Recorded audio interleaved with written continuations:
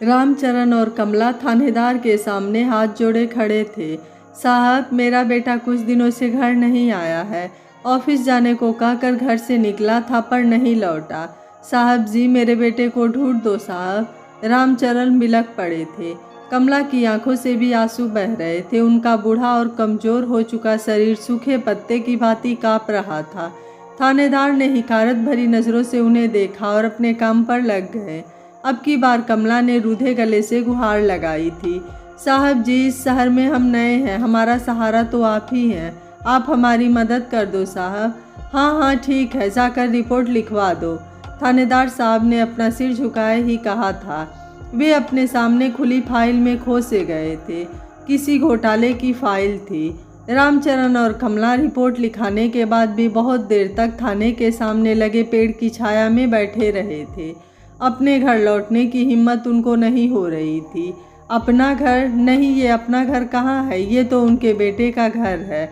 और बेटा, वो भी अपना कहाँ रहा? नहीं नहीं, बेटा तो हमेशा माँ बाप का ही रहता है। बेटा भले ही माँ बाप से दूर हो जाए, पर माँ बाप बेटे से कैसे दूर हो सकते हैं? वे तो अपने बेटे के घर ही आए थे रहने को। इस उम्र में और वे जाते भी कहाँ? बुढ़ापे में तो बेटे ही माँ बाप का सहारा होता है।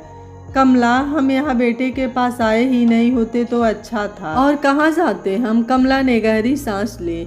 हम तो हमारे गांव में ही ठीक थे। कम से कम बेटा है यह सोचकर तो जी लेते थे। पर तुमसे अब दुकान तो चल नहीं रही थी और न ही मुझसे काम करते बन रहा था। हाँ वो तो ठीक है कमला, पर अब ज़माना बदल गया है। अब बेटे माँ बाप के बुढ़ापे के सहारे नहीं होते हैं। वे तो अपनी अलग दुनिया बना लेते हैं जिसमें माँ बाप का कोई स्थान नहीं होता। रामचरण की आंखों से आंसू बह निकले थे। आंसू तो कमला भी बहा रही थी। कब तक वे थाने के सामने बैठते, इसलिए दोनों एक दूसरे का सहारा बनकर लौट आए थे। यह शहर उनके लिए नया था। वे यहाँ की गलियों से परिचित नहीं थे। सच तो यह है कि इस घर में कमरों तक से परिचित नहीं थे। अभी कुछ दिन पहले ही तो यहाँ आए थे रहने को। नवरात्रि में कुल देवता की पूजन के समय बेटा और बहू आए थे तो उन्होंने ही जिद की थी, बेटा हमें भी अपने साथ ले चलो। वैसे पिताजी, आप यहाँ ज़्यादा अच्छे से रह रहे हो। बड़े शहरों का जीवन बहुत अलग होता है, आप वहाँ रह नहीं पाएंगे। उन्हें लगा शायद उनका बेटा उन्हें अपने साथ ले जा सकता है।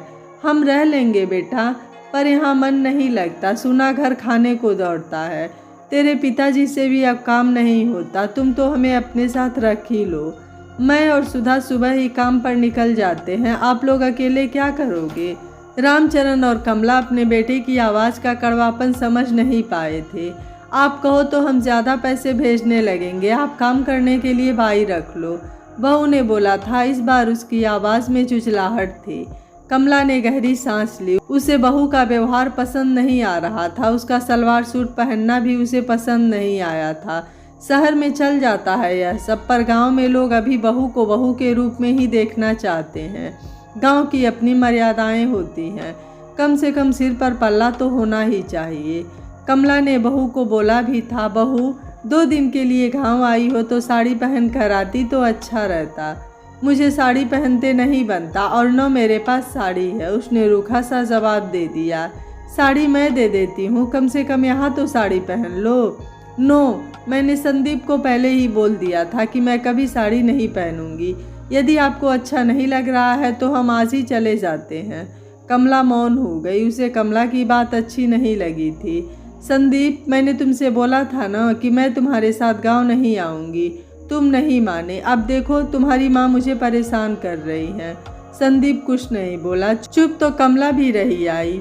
रामचरण को भी बहू का यह रूप पसंद नहीं आया था, पर वे मौन ही बने रहे थे। सुधा और संदीप 2 दिनों तक गांव में रह आए और ऐसे ही घूमते फिरते भी रहे। पूजन में भी सुधा सलवार सूट ही पहने रही। पूजन के लिए और भी रिश्तेदार इकट्ठा हुए थे। बड़े चाचा ने भी संदीप से अपने पिताजी और माताजी को अपने साथ ले जाने को बोला था। संदीप, तुम्हारे पिताजी अब अक्सर बीमार रहते हैं और भौजी की आंखें भी उतर गई हैं। तुम इन दोनों को अपने साथ ले जाओ और अपने साथ ही रखो। संदीप कुछ नहीं बोला। संदीप का चुप रहना रामचरण को अच्छा नहीं लगा था। रामचरण का गांव बहुत छोटा नहीं था, कस्बाई इलाका था। रामचरण तो अपने जीवन में कुछ खास तरक्की नहीं कर पाया था। उसके पिताजी ने ही कुछ ज़मीन और यह मकान छोड़ा था, उसी में वे रहते थे। एक छोटी सी किराना की दुकान थी। संदीप उनका इकलौता पुत्र था और एक बिटिया थी, सुरभि। उसने अपनी इस छोटी सी किराना दुकान के बल पर ही संदीप को पढ़ाया लिखाया था। सुरभि को तो वे ज़्यादा नहीं पढ़ा पाए थे, पर संदीप की पढ़ाई में उन्होंने कोई कोर कसर नहीं छोड़ी थी। जैसे जैसे संदीप की पढ़ाई का खर्चा बढ़ता गया, वैसे ही वैसे उनकी मेहनत भी बढ़ती गई। वे बाजार से सिर पर ढोकर सामान ले आते, देर रात तक दुकान पर काम करते रहते। उन्हें लगता था कि जब उनका इकलौता बेटा पढ़ लिख जाएगा और उसकी नौकरी लग जाएगी तो उनके ये थकान भरे दिन खत्म हो जाएंगे। हर व्यक्ति पौधा भी इसी उम्मीद में रोपता है कि कल को जब यह पौधा पेड़ बनेगा तो वे उसकी शीतल छाया में अपने दिन गुजार सकेंगे। रामचरण और कमला ने भी अपने बेटे संदीप को ऐसे ही उम्मीदों के साथ पाला पोसा था। रामचरण ने हर बाप की तरह बेटे की सारी ज़रूरतें अपनी ज़रूरतों को कम कर पूरी की। संदीप पढ़ने में होशियार था, इस कारण वह पढ़ाई में आगे निकलता चला गया। उसे अपने पिता की मेहनत का अंदाज़ा तो था, पर उनके सपनों का ज्ञान नहीं था। अपने माता पिता से दूर रहते हुए वह अपनी संवेदनाओं को खोता चला गया। बड़े शहरों के बड़े सपने उसके जीवन का अंग बनते चले गए। पढ़ाई पूरी करते ही उसे बेहतर नौकरी मिल गई तो उसकी दुनिया और सिमटती चली गई। संदीप की नौकरी लगने के बाद रामचरण और कमला अपने अच्छे दिनों की लालसा में जीने लगे। उनका सीना चौड़ा हो गया। अरे मेरा बेटा अब अच्छी नौकरी कर रहा है, कहकर वे भगवान के प्रति धन्यवाद के भाव प्रदर्शित करते। गांव में हर कोई रामचरण के भाग्य को सराहने लगा। अरे अब तो आपका बेटा लाखों रुपया कमाने लगा है, जाओ उसके साथ ही रहो, यहाँ क्यों पड़े हो। ऐसा नहीं था कि उस गांव में संदीप को इकलौता बेटा था जो बाहर जाकर इतना पढ़ा और इतनी अच्छी नौकरी पर आया। इससे पहले पड़ोस के रामलाल का बेटा भी बाहर जाकर अच्छी नौकरी पर लग चुका है। रामलाल का बेटा जब से बाहर गया तो उसने गांव आना ही छोड़ दिया। उसके पिता का निधन तो पहले ही हो चुका था। माँ ने ही मेहनत मजदूरी कर उसे पढ़ाया लिखाया था, पर नौकरी लगने के बाद उसने माँ से भी संपर्क रखना बंद कर दिया था। गांव के सारे लोगों को यह बात बहुत अखरती। वे उस बूढ़ी औरत का ध्यान रखते। रामचरण ने जब अपने बेटे को बाहर पढ़ने भेजा तो उनका मन भी सशंकित था। गांव के लोग भी उससे कहते, देखना भैया, तुम जो इतनी हाड़ तोड़ मेहनत कर रहे हो, ऐसा न हो कि तुम्हारा बेटा भी रामलाल के बेटे के जैसे तुम्हें मझधार में छोड़ दे। अरे नहीं भाई, मैंने अपने बेटे को अच्छे संस्कार भी दिए हैं। रामचरण कह तो देता, पर उसका मन भी विचलित सा हो जाता। बेटा जब तक पढ़ता रहा रामचरण से नियमित बातें करता और तीज त्योहारों पर घर आता। जब तक गांव में रहता तो पिता के साथ अपनी दुकान पर हाथ भी बटाता। पापा, जब मैं नौकरी करने लगूंगा ना तो आप ये दुकान बंद कर देना।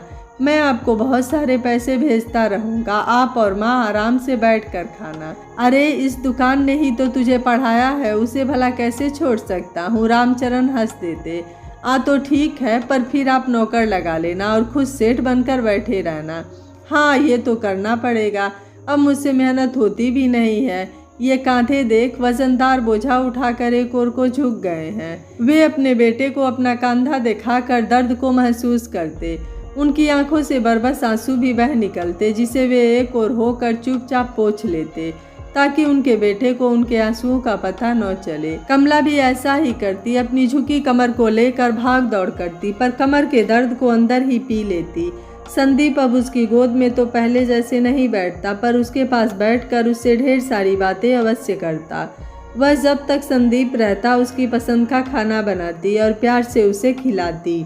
संदीप के जाने के बाद रामचरण और कमला घंटों बैठकर उसकी याद में आंसू बहाते रहते। उन्हें इस बात का भरोसा रहता कि अब बस कुछ दिनों की बात है, फिर उनका कठिन समय बीत जाएगा और वे एक अच्छा जीवन गुजारेंगे। रामचरण और कमला अच्छे दिनों की आस लिए अपना समय काटते रहते। संदीप की पढ़ाई पूरी हो गई थी, उसे एक अच्छी नौकरी भी मिल गई थी। उसने नौकरी मिलने की खबर बहुत लेट दी थी, पर उन्हें इससे कोई परेशानी नहीं हुई। उनके लिए खास बात तो यह थी कि संदीप अब नौकरी करने लगा है और उसे वेतन भी लाखों रुपया मिलने लगा है। संदीप ने अपने पहले वेतन में से कुछ पैसे उन्हें भिजवाए भी थे। रामचरण और कमला उस दिन मंदिर गए थे और भगवान जी को प्रसाद चढ़ाया था। हे प्रभु, आपकी दया से मेरे बेटे को अच्छी नौकरी मिल गई है। आप ऐसे ही हमेशा उसका ध्यान रखना और उसे तरक्की देते रहना। प्रार्थना करते करते दोनों की आंखों में आंसुओं की बाढ़ बह निकली थी। संदीप ने शादी कर ली। उसने ही फोन पर उन्हें बताया था। उन्हें आश्चर्य हुआ कि उनका बेटा भला उनसे पूछे अपनी शादी कैसे कर सकता है, पर कर ली। दोनों उस दिन बहुत रोए थे। अपने इकलौते बेटे की शादी के लिए दोनों ने अनेक योजनाएं बनाई थी। संदीप के बाबू, संदीप की बहू तो मैं अपनी मर्जी की ही लाऊंगी। मेरा बेटा ठहरा सीधा साधा, उसे तो अपने गांव की ही सीधी सादी बहू लानी पड़ेगी। कमला का सारा तन उत्साह और उमंग से भरा दिखाई देने लगता। हाँ हाँ, तुम अपनी ही पसंद की बहू ले आना। वैसे भी संदीप को तुम्हारी पसंद की चीज़ें ही पसंद आती है। रामचरण हंस पड़ते। संदीप ने शादी कर ली बगैर उन्हें बताए। उन्हें लगा कि शायद संदीप मजाक किया है, वरना ऐसा कैसे कर सकता है कि वह उनसे पूछे बगैर ही शादी कर ले। रामचरण और कमला बहुत देर तक सकते में रह आए। उन्होंने दोबारा संदीप को फ़ोन लगाया, पर उनका फ़ोन नहीं उठा। 1 महीने के बाद संदीप बहू को लेकर आया था गांव। रामचरण ने गांव में किसी को नहीं बताया था कि संदीप ने शादी कर ली है, पर जब संदीप बहू को लेकर अचानक आ ही गया तो उन्हें गांव के लोगों को बताना ही पड़ा। हालांकि वे यह बताते हुए शर्मिंदगी महसूस कर रहे थे। उस दिन बहू साड़ी पहनकर ही आई थी, सिर पर पल्ला भी लिए थी। कमला ने उसका स्वागत वैसे ही किया जैसे नई बहू का स्वागत करने की परंपरा गांव में होती है। बहू ने भी कमला के और रामचरण के पैर छुए थे। संदीप और बहू शाम को ही वापस भी चले गए थे। संदीप ने ही बताया था कि बहू भी उसके ही जैसे नौकरी करती है और उसके पिताजी बहुत बड़े व्यापारी हैं। जाते समय संदीप नोटों की गड्डी रामचरण को दे गया था। बाबूजी, आप ये रख लो खर्चे के लिए। रामचरण ने उन पैसों से अपनी उधारी चुका दी थी। रामचरण और कमला अकेलापन महसूस करने लगे थे। रामचरण ने गांव में आना जाना कम कर दिया था। उन्हें भय था कि लोग बेकार में कई सवाल पूछेंगे जिनके जवाब उनके पास नहीं होंगे। वे दुकान से सीधे घर आ जाते और दोनों कुछ देर तक बातें करते रहते, फिर चुपचाप बैठे रहते। अब उनका मन दुकान पर भी ज़्यादा नहीं लग रहा था। पहले पैसों की ज़रूरत होती थी तो वे जी तोड़ मेहनत करते, पर अब उन्हें पैसों की उतनी ज़रूरत नहीं रही, इसलिए उन्होंने मेहनत करना भी कम कर दिया था। दुकान का जो सामान खत्म हो जाता वे उसे लाने का प्रयास भी नहीं करते।